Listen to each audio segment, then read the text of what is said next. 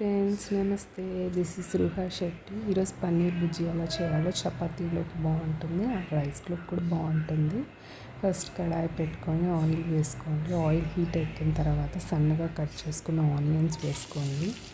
Onions fry అయ్యేటప్పుడే కొద్దిగా ginger garlic paste వేసుకోండి. తర్వాత సాల్ట్ అండ్ పసుపు వేసుకోండి.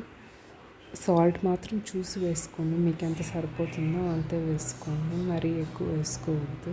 ఒక టీ స్పూన్, ఒక టేబుల్ స్పూన్ చూసి మీకు అడ్జస్ట్ అయ్యేది మీరు తినేదాన్ని బట్టి వేసుకోండి. ఆ తర్వాత 1 స్పూన్ బేసన్ వేసుకోండి. బేసన్ ఎక్కువ వేసుకోకూడదు.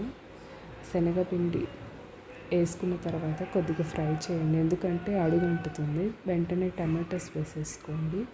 టమాటోస్ బాగా ఫ్రై అయిన తర్వాత కాసేపు మూత పెట్టి ఒక 5 minutes అట్లా మగ్గనిచ్చండి.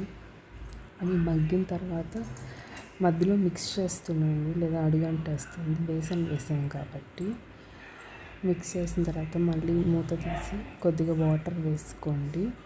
వాటర్ వేసుకొని కాసేపు బాయిల్ అయిన తర్వాత కొద్దిగా కారం వేసుకోండి. కారం వేసిన తర్వాత గరం మసాలా అండ్ ధనియా పౌడర్, జీలకర్ర పౌడర్ ఒక టీ స్పూన్ వేసుకోండి.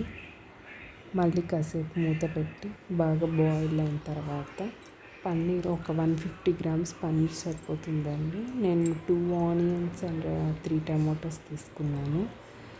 పచ్చిమిర్చి వేసుకోవచ్చు, పచ్చిమిర్చి వద్దన్న వాళ్ళు కారం కూడా వేసుకోవచ్చు.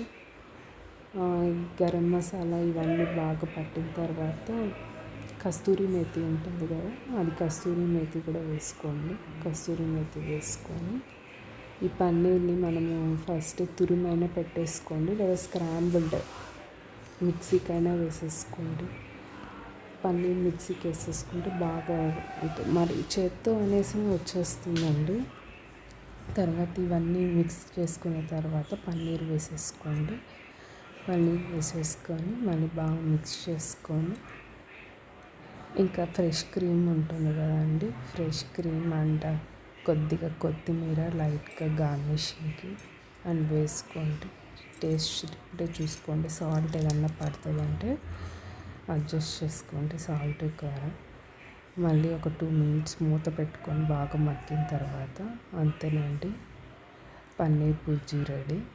చపాతీలోకి సూపర్గా ఉంటుంది. తప్పకుండా ట్రై చేసి నాకు కామెంట్ సెక్షన్లో తెలపండి ఎలా